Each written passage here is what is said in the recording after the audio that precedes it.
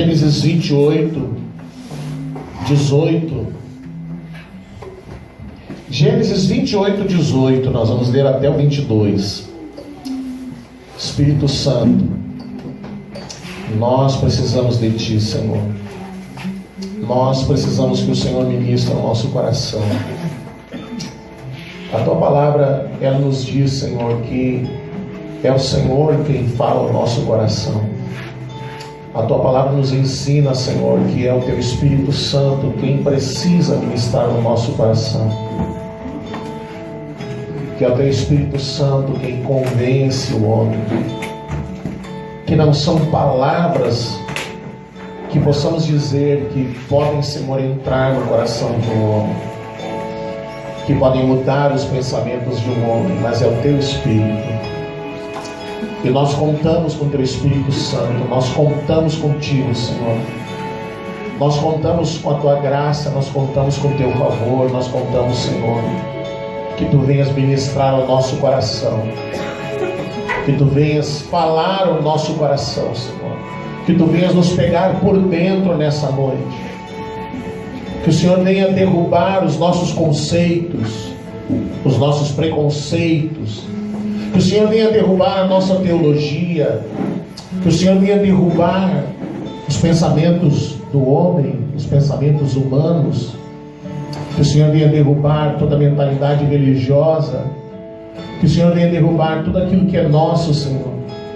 Tudo isso nós levamos para a cruz de Cristo, os pensamentos que são contrários ao Teu querer e à Tua vontade. Levamos para a cruz de Cristo o nosso querer. Levamos para a cruz de Cristo a nossa vontade. Levamos para a cruz de Cristo o nosso eu, o nosso ego, o nosso orgulho. Levamos para a cruz de Cristo, Senhor, a nossa tentativa, Senhor, de tentar viver sem a Tua glória, sem a Tua presença. Em nome de Jesus. Amém. Amém. Muito bem. Nós queremos nessa noite falar sobre o que fazer em tempos de crise. E nós vamos, a partir de Jacó, o homem que saiu num tempo de crise, mas que soube confiar no Senhor, soube confiar naquilo que Deus podia fazer na sua vida.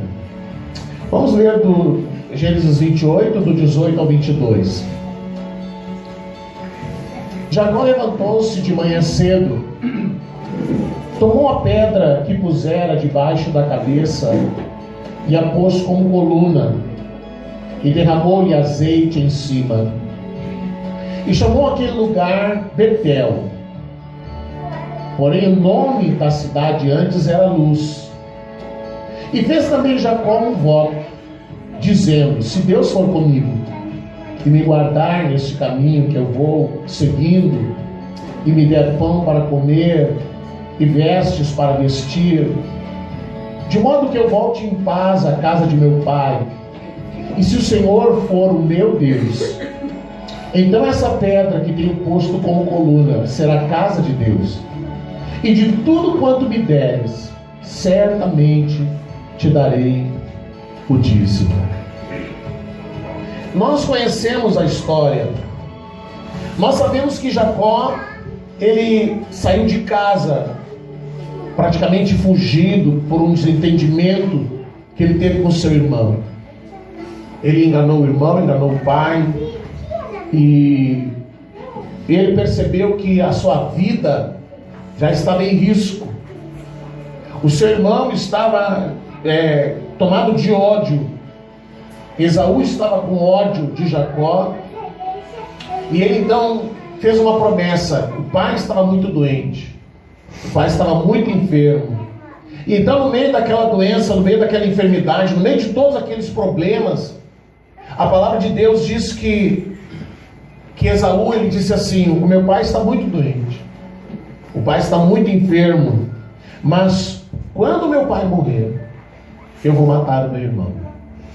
Então ele jurou vingar-se de seu irmão, porque o irmão havia tomado o seu direito de primogenitura.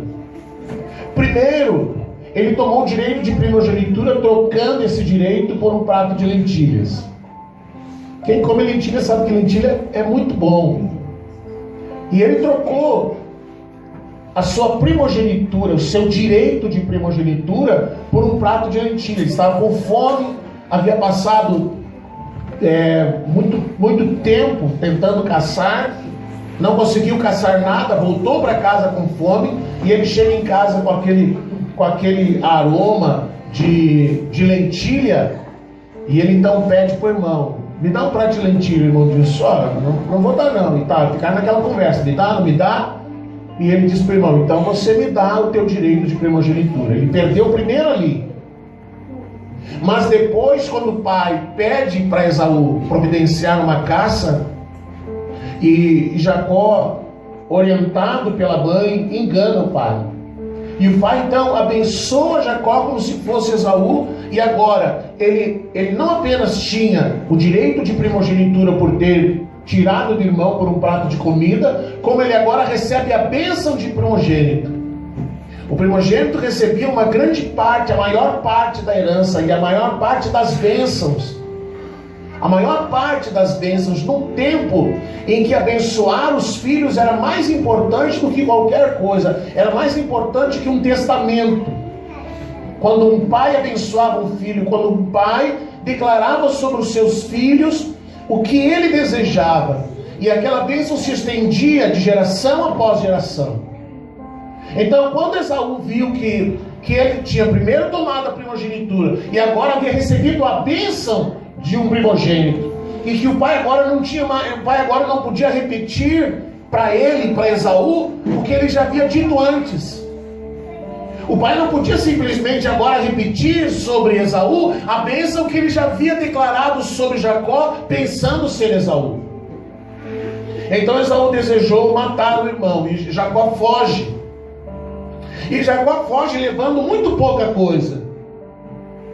E a gente precisa pensar que esse Jacó que foge de casa, levando muito pouca coisa, não era uma pessoa habituada a privações.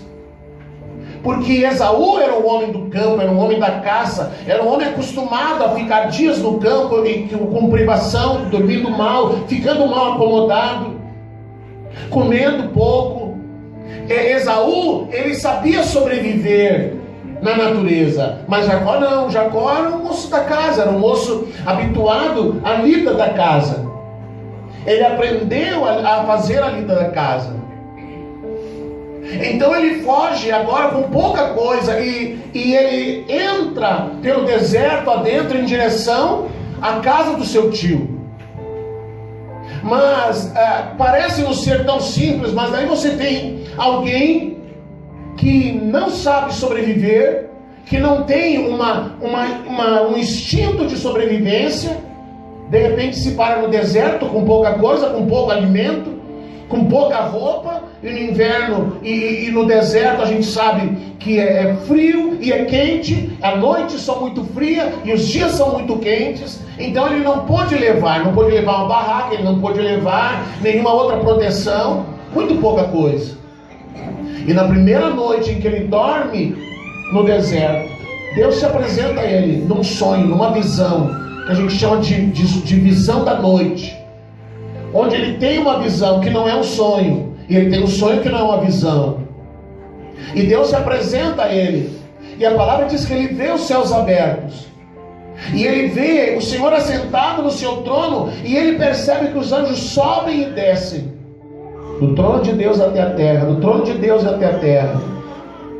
Então ele chega à conclusão que ele estava num lugar, e ele diz assim: o Senhor estava aqui, eu não sabia. O Senhor estava aqui, eu não sabia.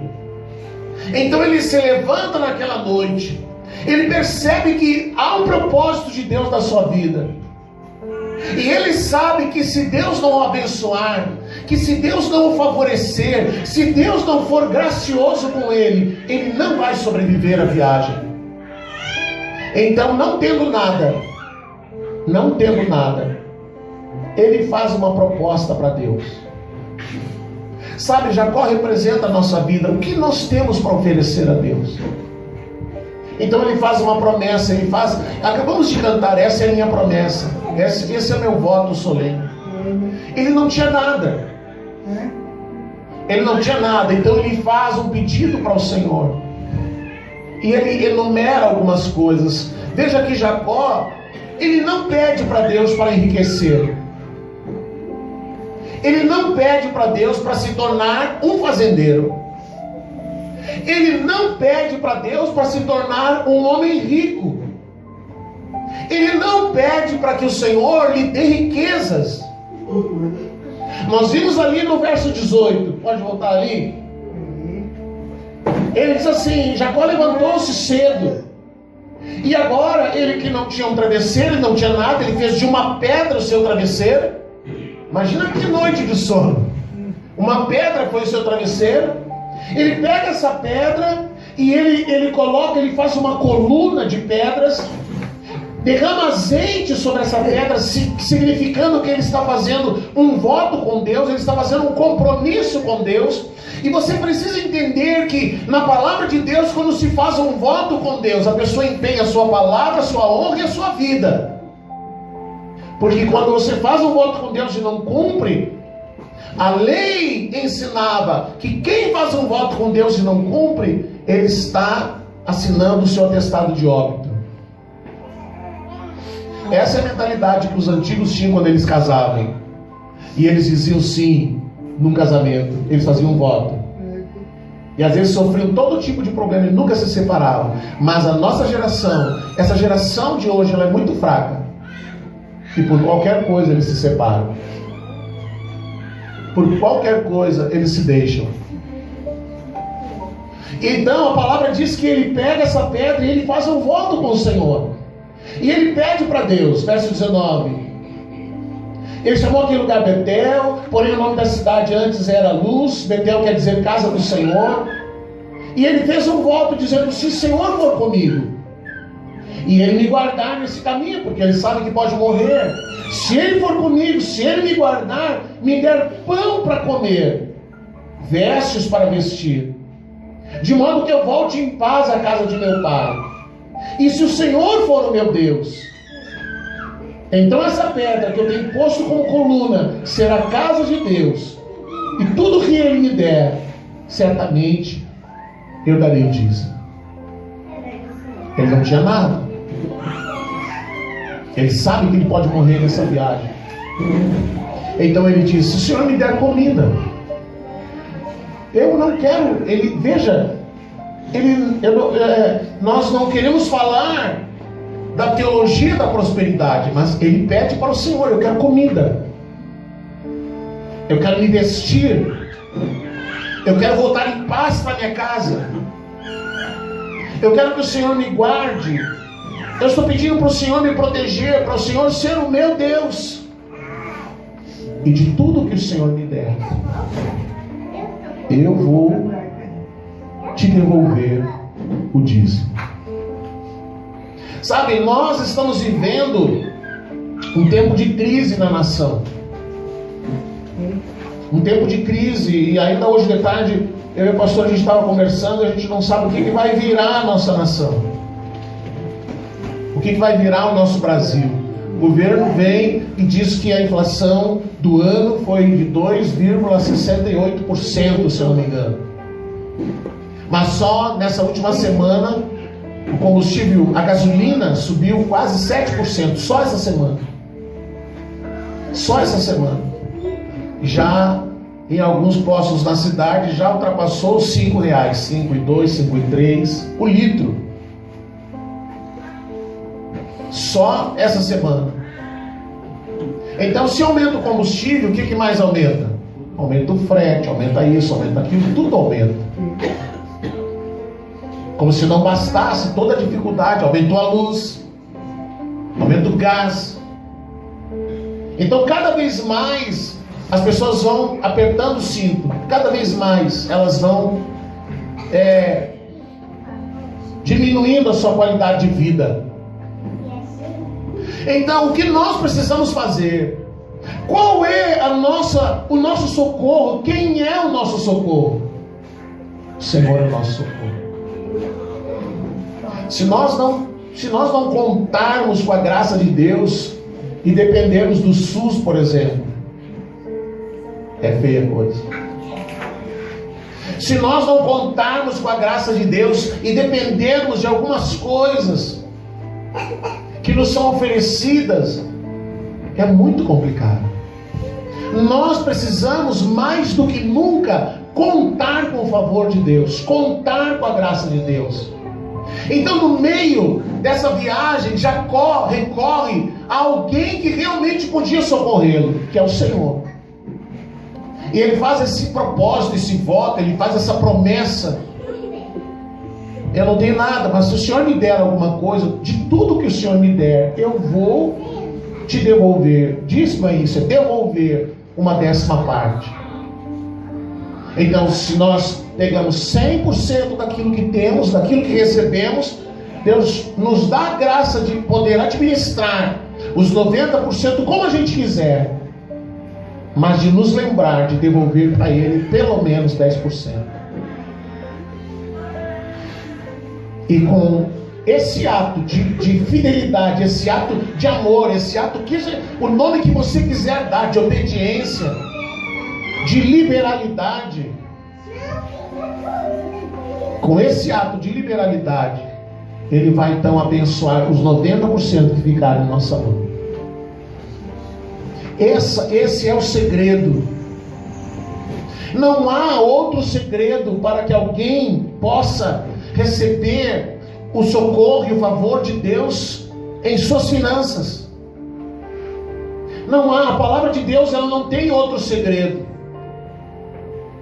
Por que Jacó, em um período de tempo de aproximadamente 20 anos, ele conseguiu juntar uma fortuna, embora trabalhando para um sogro que tentou lhe lograr e que mudou o seu salário 7, 8 vezes?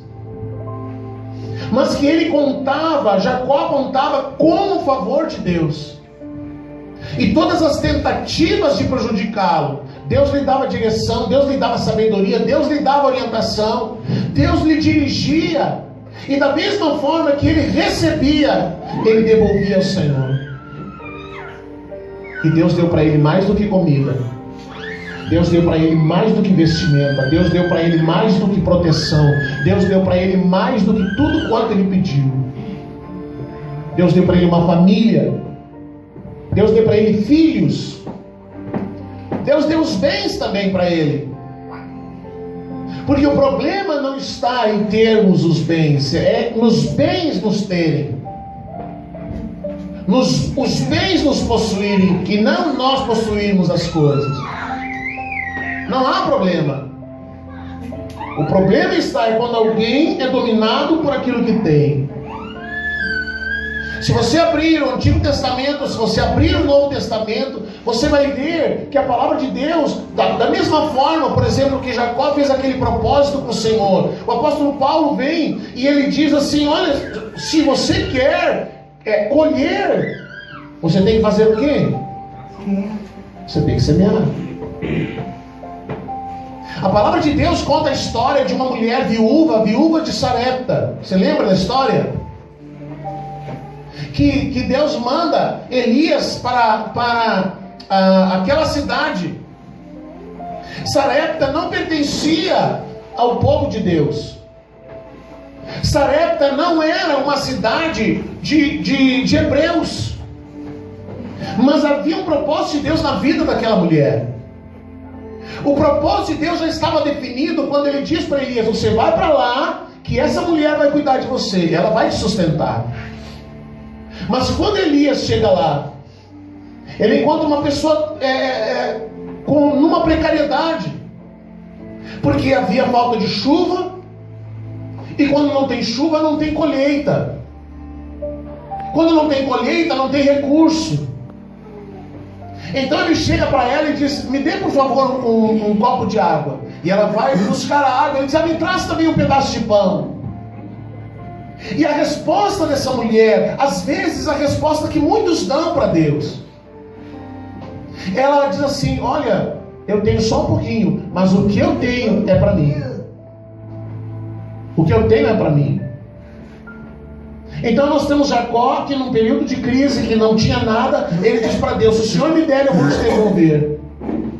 E nós temos uma mulher viúva, que num período de crise, que também não tinha nada, e quando foi solicitado a ela: faça isso, ela disse: não, eu vou primeiro cuidar de mim. Primeiro, eu vou comer. E ela sabia: eu vou comer e eu vou morrer. É a última refeição. Então Elias disse para ela: não, você vai e faz primeiro para mim. Elias desafia essa mulher a crer num tempo de crise, a crer. Ele desafia essa mulher a confiar em Deus, mas ela não acreditava no mesmo Deus de Elias. Então ela diz: assim como o teu Deus está dizendo isso, então eu vou fazer conforme a tua palavra. Se você está dizendo que o Deus que você crê vai me abençoar, que o Deus que você crê vai suprir a minha necessidade, então eu vou fazer o que você está dizendo. E porque ela creu, porque ela confiou, e ela primeiro fez para Elias, ou seja, agora ela incluiu o reino de Deus naquilo que ela tinha. Então ela foi e fez como Elias, e todos nós sabemos o que diz a palavra. E a farinha não acabou, o azeite não terminou, e todos comeram por muito tempo, até que veio a chuva. Até que veio a chuva. Uma pessoa que iria comer a última refeição iria morrer. Ela teve provisão, porque num tempo de crise ela lembrou-se do reino de Deus. Deus honrou a atitude de Jacó. Deus honrou a fé de Jacó. Deus honrou a atitude daquela mulher num tempo de crise. Então você me pergunta: pastor, qual é o segredo? No meio da crise, o que eu tenho que fazer? Faça como Jacó. Faça como a viúva de Sarepta. Faça como disse Paulo: você quer colher? Semeie. É uma lei da natureza, é uma lei do reino. Todos nós sabemos.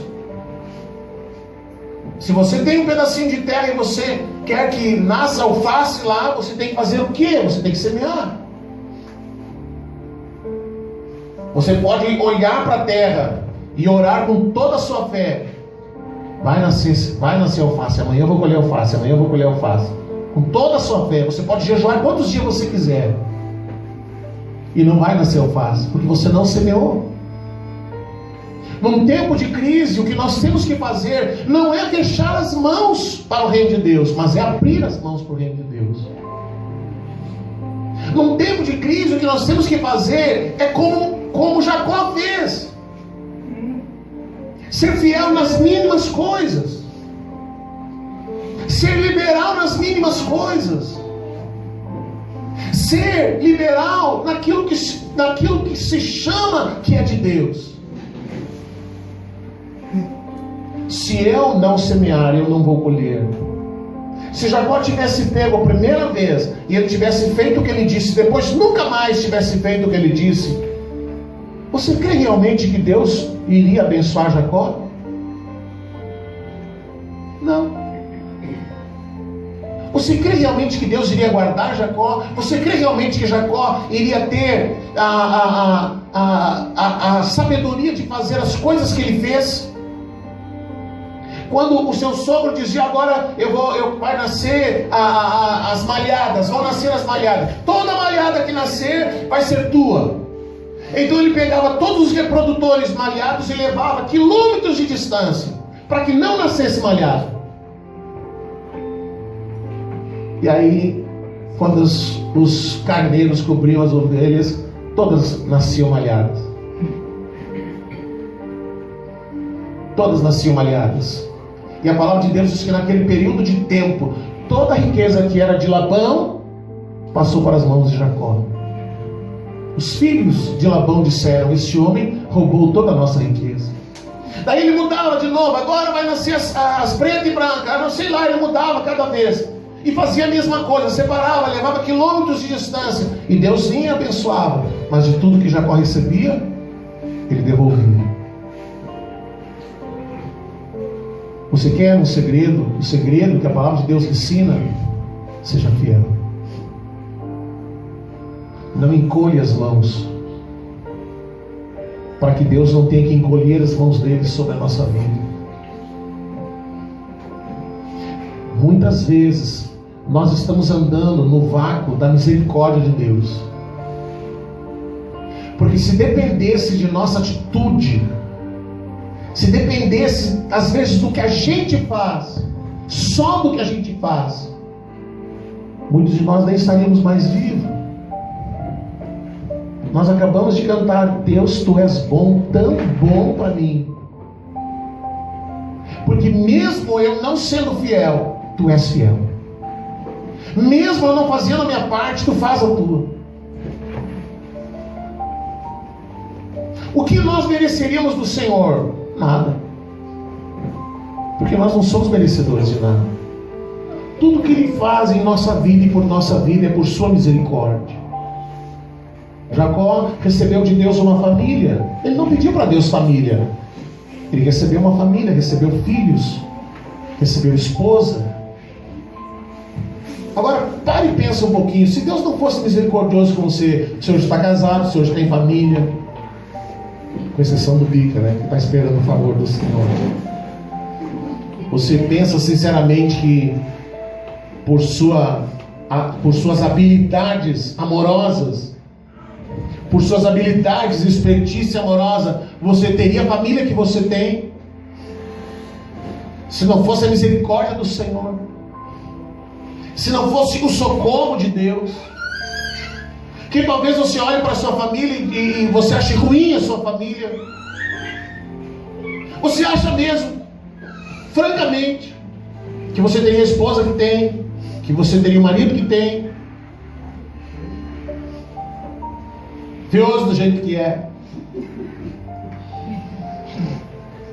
E a senhora não ri porque a senhora também não é lá essas coisas. Deus é misericordioso. Deus te deu uma família, Deus te deu filhos. Se pegar uma foto antiga minha, você vai dizer: não é o pastor Fernando, não é o papai. Parecia uma cruz de cruz credo. E Deus é tão bom que o tempo nos faz ficar mais bonito do que a gente é. É ou não é verdade, Leandro? É, Maurício? Aí, Godinho, pega a torta. A gente acha que é muita coisa, mas Deus olha para nós e Ele, por sua misericórdia, nos dá uma família, nos dá filhos lindos. A gente olha assim: meu Deus, como é que um homem feito desse jeito, uma mulher feita desse jeito, pode ter uma criança linda?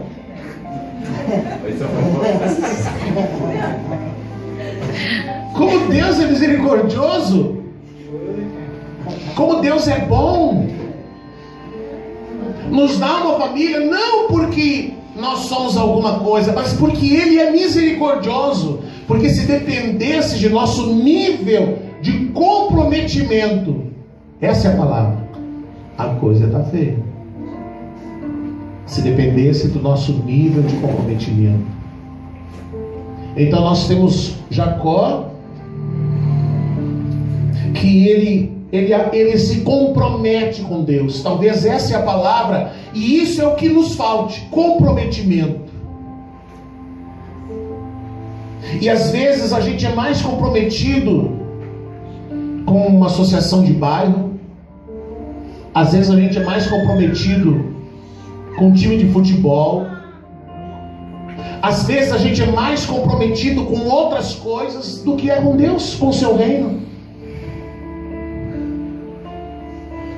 Às vezes a gente é mais comprometido com a empresa onde a gente trabalha. A gente dá a vida por uma empresa. Se pede para você fazer sobre hora, você faz sobre hora, você se mata. Mas às vezes não é tão comprometido assim com Deus e com o seu reino. Quando eu estive em Israel, eu não sei se eu já contei para vocês, eu fui com alguns pastores, e faz agora mais ou menos uns 6, 7 meses eu reencontrei um dos pastores que foi junto. E esse pastor, ele lembrava duas coisas de mim lá em Israel. Ele dizia assim: o pastor Fernando, aquele negão, assim, colorado. Muito colorado. Isso ele lembrava. Porque eu levei camisas do Inter, eu levei o uniforme do Inter, eu subi o Monte Sinai com o uniforme do Inter. Isso ele lembrava. E aí depois ele disse, eu me lembro que ele pregou lá no Getsemane, e eu me impressionei de ver um homem daquele tamanho chorando. Mas talvez as pessoas hoje olhem para você e digam: o fulano, gremista. O fulano, colorado. Porque às vezes a pessoa está mais comprometido com essas coisas do que é comprometido com Cristo. Não é pecado ser gremista, não é pecado ser colorado. Amém? O pecado está em não estar tão comprometido com Deus, com o seu reino, como se está comprometido com qualquer outra coisa. Às vezes a pessoa está mais comprometida com um namorado do que com Deus. Está mais comprometido com uma namorada do que com Deus. Eu já vi muitas pessoas serem muito firmes no Senhor, aí um dia namora, parece que vira pandorga sem rabo. Esquece de Jesus, esquece de tudo, abandona tudo por causa de um relacionamento que já não é mais abençoado, porque ele trocou tudo por causa de uma pessoa. Então Jacó se comprometeu.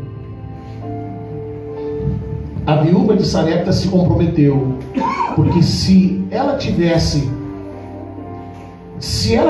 confiado nas palavras de Elias e Deus não tivesse a sua fidelidade, ela teria morrido. Mas ela confiou, e Deus honrou sua palavra. Nós estamos vivendo uma crise na nação, sabe, uma boa parte da culpa da crise da nação, todo mundo diz, é o PT, é o Lula, é a Dilma, é o Temer, é o PMDB, é o PSDB. A única culpa, na verdade, é da igreja. A igreja que entrou na política para mudar a política e se vendeu para a política.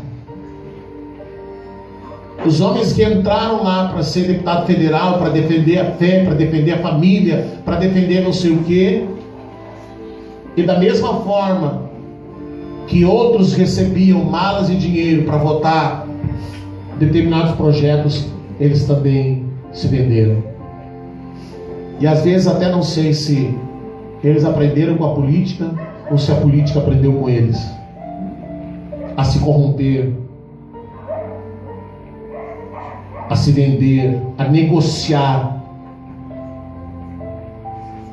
Então a igreja, quando ela deixa de ser o nível para a sociedade, quando a igreja deixa de ser aquilo que vai nivelar a sociedade, então a sociedade olhava para a igreja e dizia: não, mas lá na igreja é assim, nas igrejas é assim. Mas hoje a sociedade olha para a igreja, e às vezes a igreja é pior. Não a igreja de Cristo, mas as denominações. Porque a igreja de Cristo continua sendo pura. E muitas coisas que a gente vê não é igreja. São os evangélicos, são os gospel. Essa semana uma filha de um pastor postou um vídeo reclamando que não conseguia trazer um preletor para a sua igreja, porque os caras pediam 5 mil reais para pregar uma única vez. E ela dizia: nós somos aqui, o aeroporto mais próximo é Passo Fundo, não sei o quê. E os caras tudo querem vir de avião, querem vir com 3, 4 pessoas. E aqui é uma igreja pobre, como é que a gente vai pagar isso para trazer uma pessoa? Homens que comercializam a fé. Então às vezes a nação está assim por causa da igreja, que deveria estar orando, chorando, se arrependendo, pedindo perdão a Deus, clamando pela nação. Mas ao invés disso vai lá na prefeitura, toma dinheiro para fazer uma marcha para Jesus. Isso não é marcha para Jesus, é uma marcha da prefeitura, prefeitura que paga. Prefeitura que paga para os carros elétricos, prefeitura que paga. Isso não é marcha para Jesus. Depois brigam para ver quem vai ficar mais tempo lá falando. Não, porque nós vamos abençoar a cidade. Isso não é abençoar a cidade. Isso é fazer o que os outros fazem. Não, mas tem verba para isso. Tem verba para isso. Tem verba para cultura. Então todo mundo faz, nós também podemos fazer. E aí ela demonstra o seu caráter. Ela mostra o seu caráter mesquinho e ganancioso. O que nós, e como igreja, temos que fazer? Nós temos que nos comprometer com Cristo. Nós temos que nos comprometer com Cristo. Se lá na religião, se lá no tempo da religião, nós agimos com fidelidade, às vezes com intenção errada, porque às vezes alguém era dizimista, alguém ofertava porque tinha medo de perder o cargo. Então ele era dizimista, não porque tinha amor, não porque tinha amor a Cristo, não porque tinha amor à palavra, mas porque tinha medo de perder uma posição. Então, por medo, ele contribuía. Por medo, ele dizimava. Por medo, ele ofertava. Mas hoje ele está no reino de Deus, aleluia, estamos no reino de Deus. E aí, a pessoa deixa de contribuir. Porque ela não tem medo de que algo lhe aconteça. Ela não tem medo de ser amaldiçoado. Mas esquece de uma regra do reino de Deus. Tudo que você semear, você vai colher.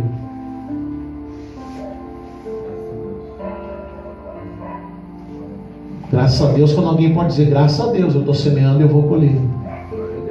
Aleluia. Mas e quando não se semeia? Aí é preciso dizer misericórdia. Porque ainda está sobrevivendo pela misericórdia. A palavra diz que Adão, ele vivia um relacionamento de intimidade com Deus. E ele viveu esse relacionamento durante o tempo em que ele esteve no Éden. Mas o dia em que ele saiu do Éden, ele perdeu esse relacionamento. E ele viveu quantos anos? Quem sabe quantos anos viveu Adão? 930 anos. E então morreu. 930 anos no vácuo de uma unção. Não tinha mais intimidade, não tinha mais relacionamento. Deus não estava mais falando com ele cara a cara, face a face. Ele agora dependia de fazer sacrifícios, e ele ensinou seus filhos a fazer sacrifícios. Às vezes você pensa que Deus está te abençoando e você está apenas vivendo na misericórdia. Você ainda não morreu. Você está andando no vácuo apenas. Você não semeia, você não dizima, você não oferta, você não contribui, e você deixa para poucos essa responsabilidade. Às vezes alguém pensa assim, não, eu não vou ofertar, eu não vou contribuir, porque alguém vai fazer isso. Alguém vai fazer isso. Aí nós precisamos ter um pouco de racionalidade. Você mora na sua casa, amém? Ou você paga aluguel, ou você paga imposto, ou paga o IPTU, se você já é proprietário, glória a Deus. Aí você paga a luz, você paga a água, você tem compromissos que você tem que pagar todo mês. E quem não semeia no reino deve pensar que quando chega a luz do ministério, quando chega a água, quando chegam os compromissos, a gente põe debaixo do joelho, ora. A gente chega lá na frente do caixa, na lotérica, no banco, e a gente levanta a mão e diz: pronto. Ou que a gente paga com vento. Eu não sei o que pensa. Porque não contribui. Porque não semeia. Porque não tem noção de como Deus é misericordioso para consigo, para com a sua casa, para com a sua família.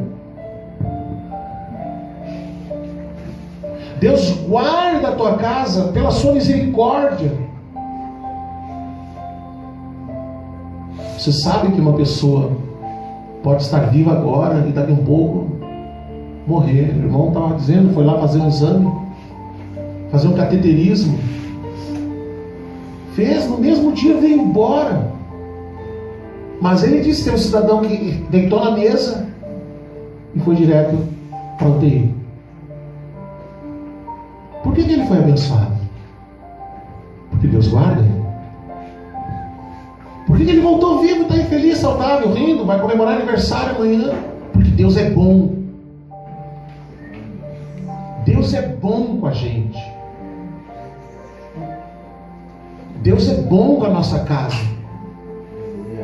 Deus é misericordioso com a gente. Porque com todo tipo de luta que nós vivemos,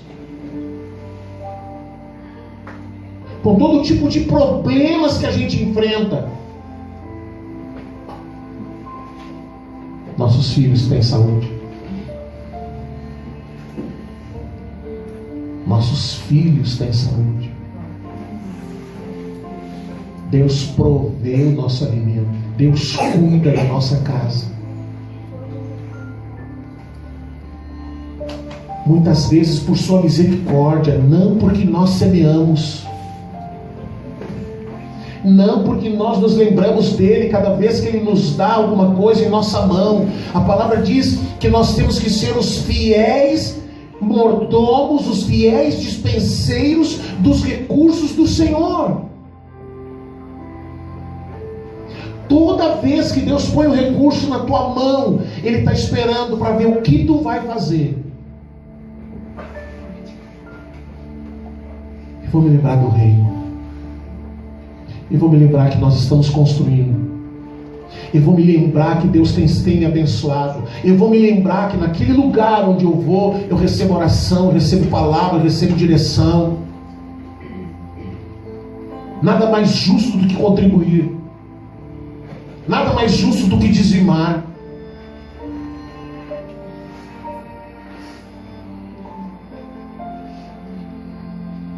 Mas eu imagino a tristeza de Deus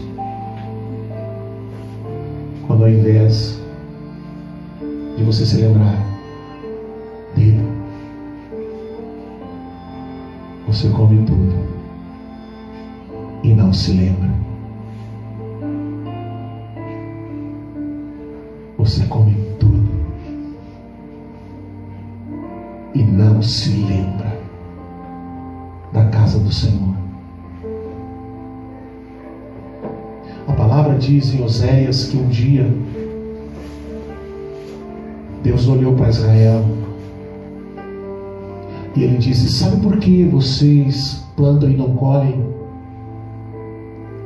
Por que vocês tentam se erguer e não conseguem? Porque cada um está ocupado com a sua própria vida. E a minha casa está em ruínas.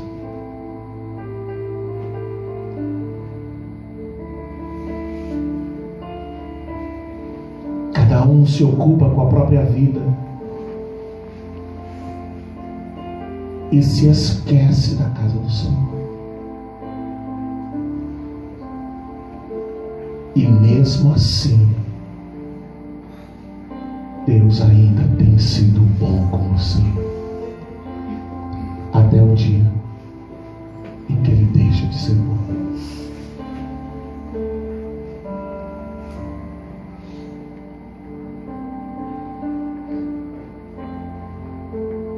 É triste. Hoje é um bom dia para se arrepender. Hoje é um bom dia para dizer: Senhor,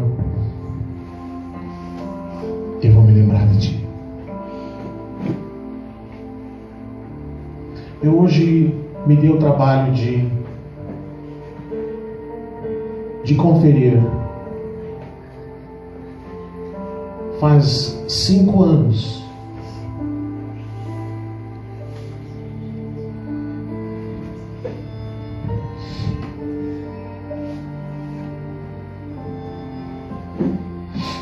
que eu deixei de conferir quem dava dízimo e quem não dava dízimo. Porque eu penso que cada um tem que ter consciência. É triste ver que Deus nos abençoa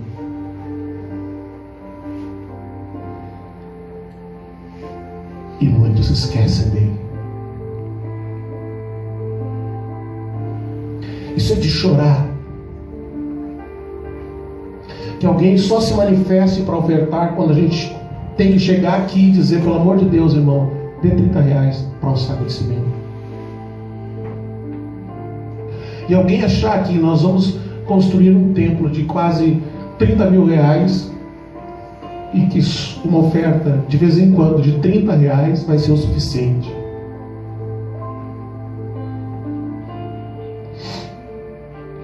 Que quando nós vamos construir a nossa casa, a gente quer pôr o melhor.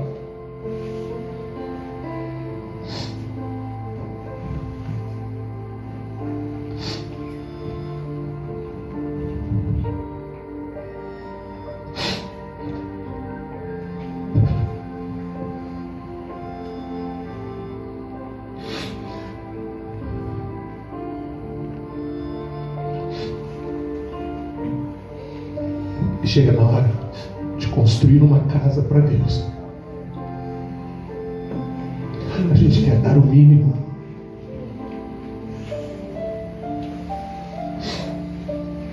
A gente quer dar o mínimo de esforço, o mínimo de recurso. E às vezes, quando contribui, é como se fizesse um favor para Deus. Como se Deus não o abençoasse. Como se Deus não cuidasse da sua casa.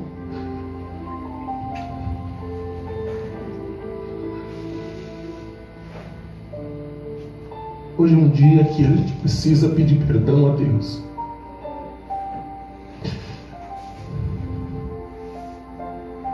Porque se dependesse do nível de comprometimento, se você é comprometido, você não precisa se preocupar com nada.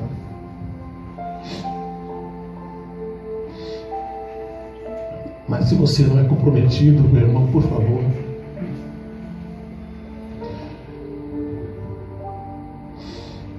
se você foi explorado na religião, aqui você não é explorado.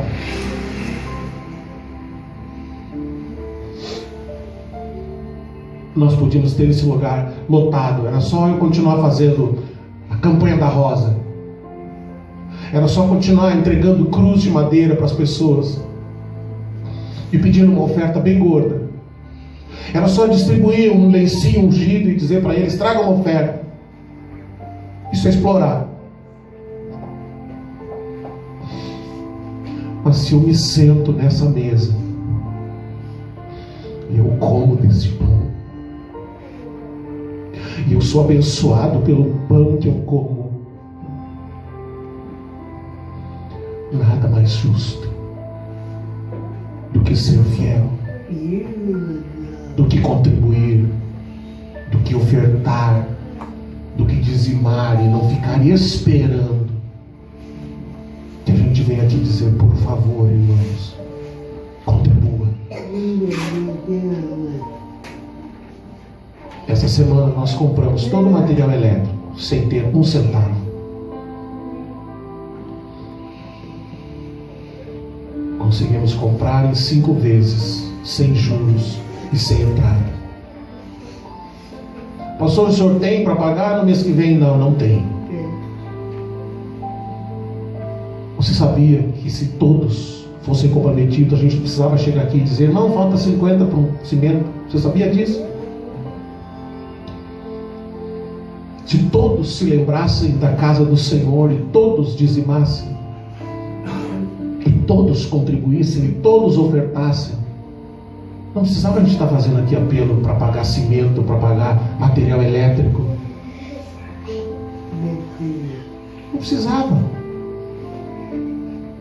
Será que alguém pensa que é só aqueles R$30 que a gente investe para fazer o contrapiso? Quanto mais a gente já colocou depois disso e antes disso?